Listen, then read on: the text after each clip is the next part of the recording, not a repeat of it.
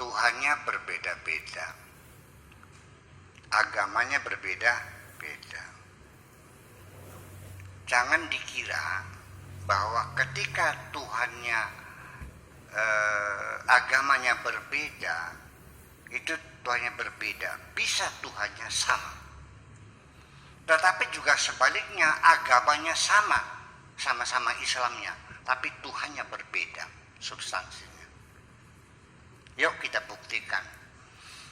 Yang satu Sunni, yang satu Mu'tazilah, yang satu tradisional, yang satu rasional. Tuhannya sama enggak? Beda substansinya.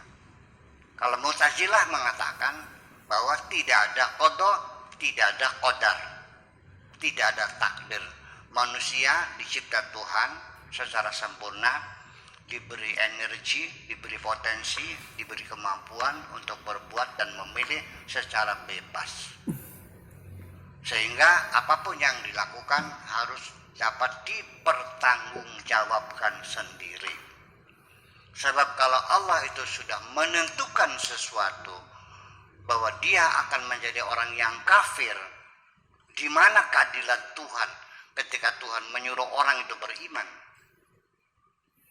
Apa artinya Tuhan menyuruh orang bekerja keras berusaha, tetapi dia sudah menentukan orang itu akan miskin dan seterusnya? Itu rasional. Jadi Tuhan tidak boleh intervensi dalam urusan manusia. Tuhan menyuruh berbuat baik, melarang berbuat jahat, dengan imbalan baik dikasih pahala, jahat dikasih siksa. Itu saja. Kalau baik dan buruk sudah ditentukan, berarti Tuhan tidak adil. Itu rasionalis Mu'tazilah. Kalau ini Jabariyah, namanya lagi Jabariyah, dari mulai lahir, rezeki, mati, kaya, miskin, penyakit, semua ditentukan Tuhan semuanya. Manusia tidak punya daya upaya apapun. Tuhannya sama enggak?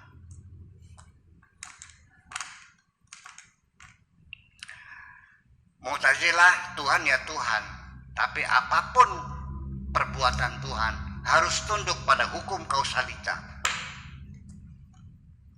Ini tidak, Tuhan apapun berkehendak sekalipun harus melanggar hukuman undang-undang alam.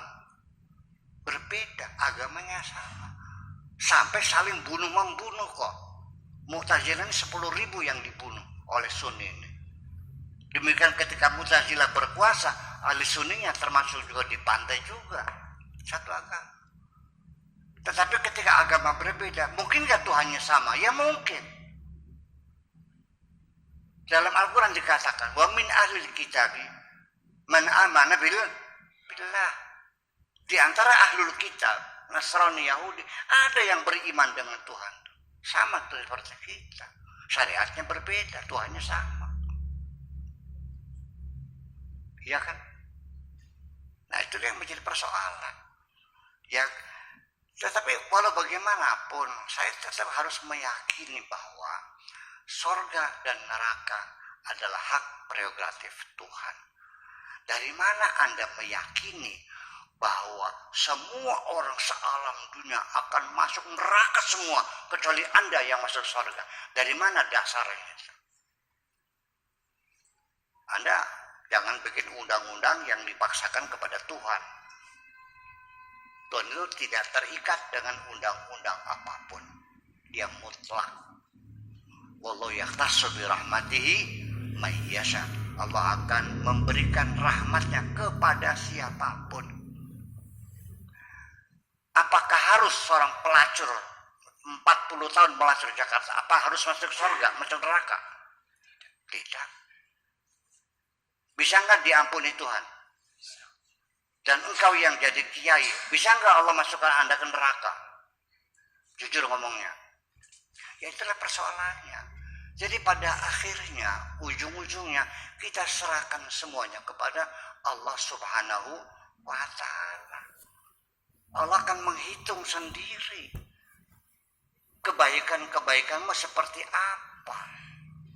Jadi yang mengantarkan kamu masuk surga itu bukan agamamu, tapi amal perbuatanmu.